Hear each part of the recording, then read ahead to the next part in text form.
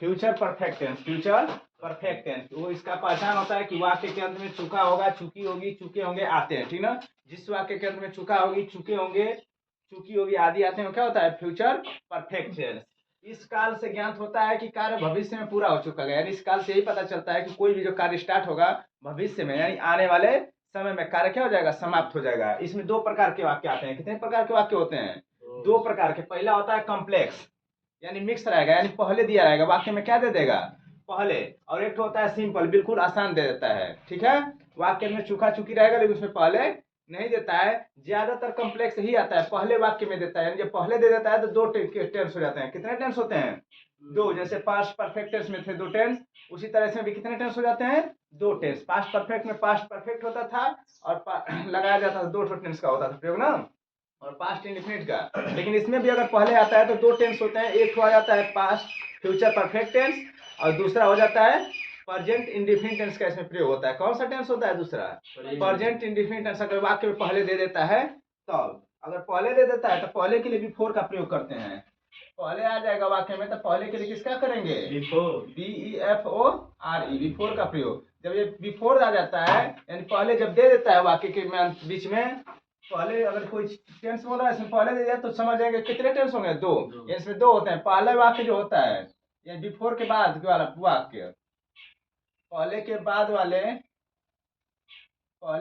वाले वाक्य जो आते हैं, पहले के बाद लिखे वाक्य की अंग्रेजी पहले लिखते हैं। वाक्य की अंग्रेजी क्या करते हैं? वाक्य की अंग्रेजी पहले लिखते हैं। पहले लिखते हैं। पहले लिखने का मतलब यानी कि पीछे जो वर्ड रहेगा उसकी अंग्रेजी पहले बना लेंगे फिर पीछे वाले बनाएंगे।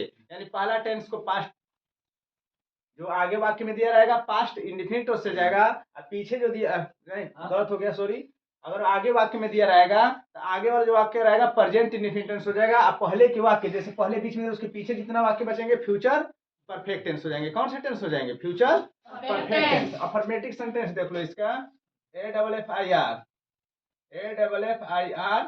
AFFIRMATIVE affirmative sentence.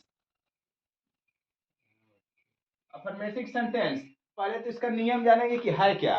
पहले इसका नियम देख लेते हैं हम लोग। नियम में है रूल, RULE रूल। आई और वी के साथ, आई और वी के साथ सेल, आई और वी के साथ सेल है, सेल है। दूसरा रूल में हो जाएगा अन्य के साथ यानी OTHER अदर वर्ड के साथ, अदर वर्ड अगर हो जाएगा तो इसके साथ क्या लगाएंगे? विल। क्या लगाएंगे?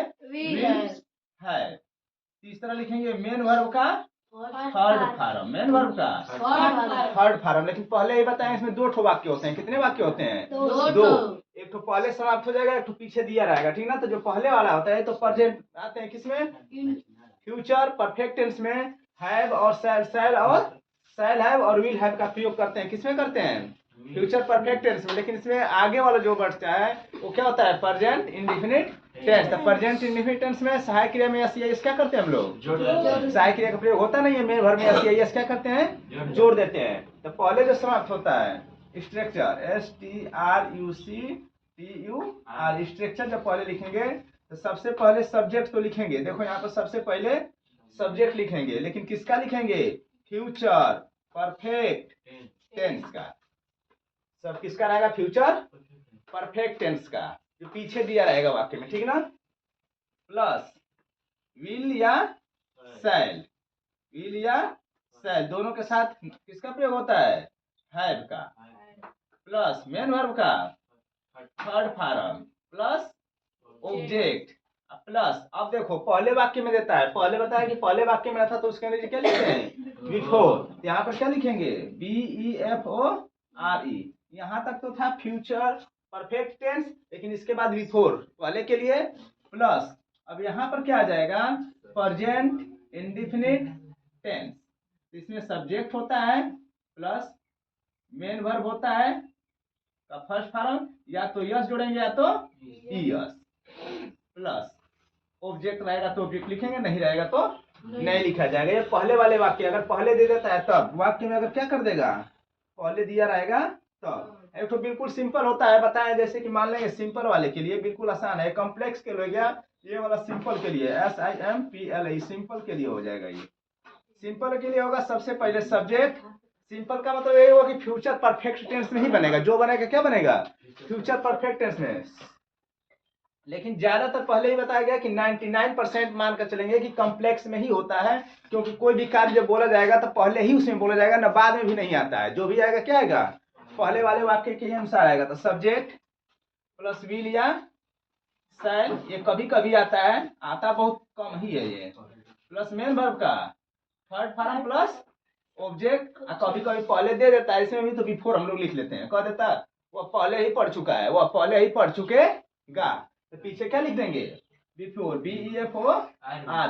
ये हो गया किसका, एकदम बिल्कुल सिंपल में आ जाएगा, किसे आ जाएगा, बिल्कुल सिंपल वाले के लिए कह देगा वह पहले ही पढ़ चुकेगा, वह पहले ही सो चुकेगा, वह पहले ही दौड़ चुकेगा, तो क्या हो जाएगा, बिल्कुल सिंपल हो जाएगा। इसी में कह देगा कि राम के आने से पहले पिताजी स्नान कर चुके होंगे, होगा ना, इसमें दो टेंस बना के नहीं, पिताजी एक हो गए, एक राम हो गया, दो वाक्य हुए, दो सब्जेक्ट हो गए, तो एक तो पहला वाला नंबर बनाएंगे फ्यूचर परफेक्ट, यानी पीछे वाला भाग आगे बनाते हैं, और वाक्य का जो आगे वाला भाग होता है वो कहाँ चला जाता है, पीछे। समझे कि नहीं समझे। एग्जाम्पल EXAMPLE, अभी बताएं कि राम के आने से पहले, राम के आने से पहले, बाद वाला टेंस इसमें नहीं आता है, जैसे पास्ट में होता है कि पहले भी देता है और बाद भी देता है, लेकिन फ्यूचर में सिर्फ पहले ही देता है, बाद वाला वाक्य कभी नहीं देगा, ठीक है। तो राम के आने से पहले पिताजी स्नान कर चुके होंगे, स्नान कर चुके होंगे, देखो लास्ट में क्या आया है, चुका होगी, चुकी होगी, चुके होंगे, तो चुके होंगे आ गया, राम के आने से पहले, राम के आने से, यहां से राम के आने से, ये हो गया प्रेजेंट में, क्योंकि आगे वाला भाग प्रेजेंट टेंस होता है, और पिताजी यहां से यहां तक क्या हो गया, फ्यूचर परफेक्ट टेंस, फ्यूचर अब पहले बचा तो पहले की मीनिंग क्या लिखेंगे, बिफोर, लेकिन पहले बनाते हैं कौन सा है, देखो फ्यूचर को पहले बनाते हैं, किसको पहले बनाते हैं, स्ट्रक्चर में लिखा है फ्यूचर परफेक्ट टेंस को पहले बनाएंगे। तो पिता जी, पिताजी, the father, FATHER,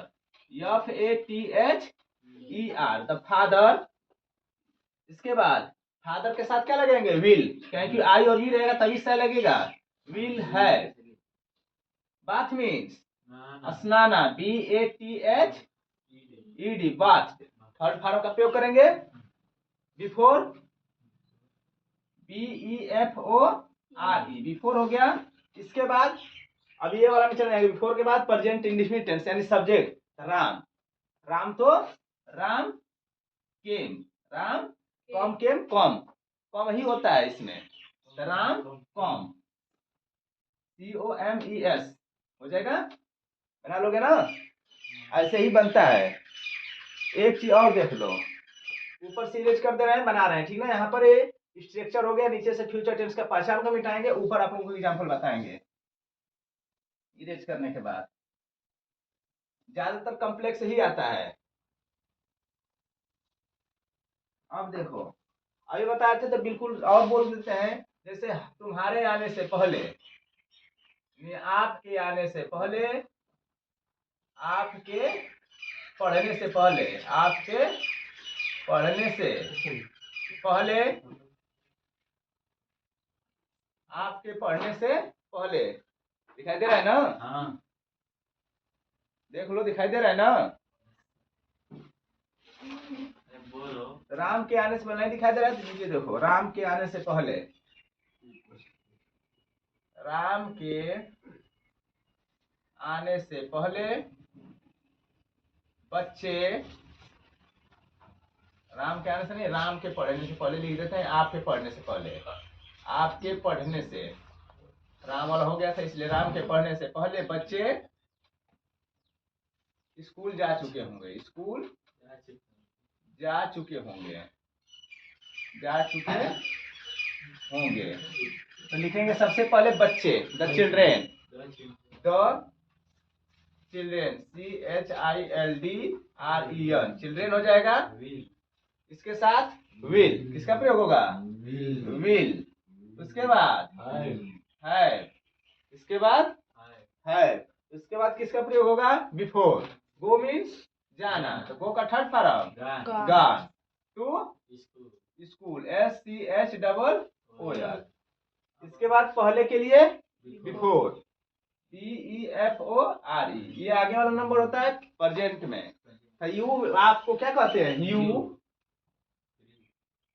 read, READ। इसमें बहुवचन में SES नहीं जोड़ता है, एक वचन में SES जोड़ते हैं। तो आराम एक वचन था, SES जोड़ दिए, यस जोड़ दिए।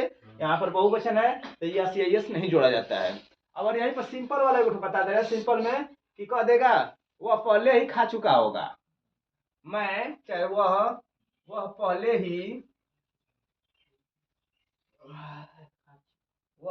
ही गाना गा चुका होगा, गाना गा चुका होगा। देखो बोलते कुछ और है, बना भी देते हैं, कुछ और है, बदल देते हैं थोड़ा, ठीक ना?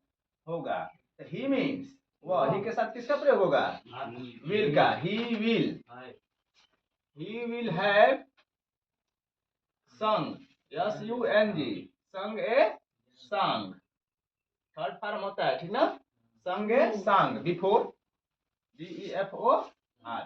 ये होता है क्या? Future perfect tense.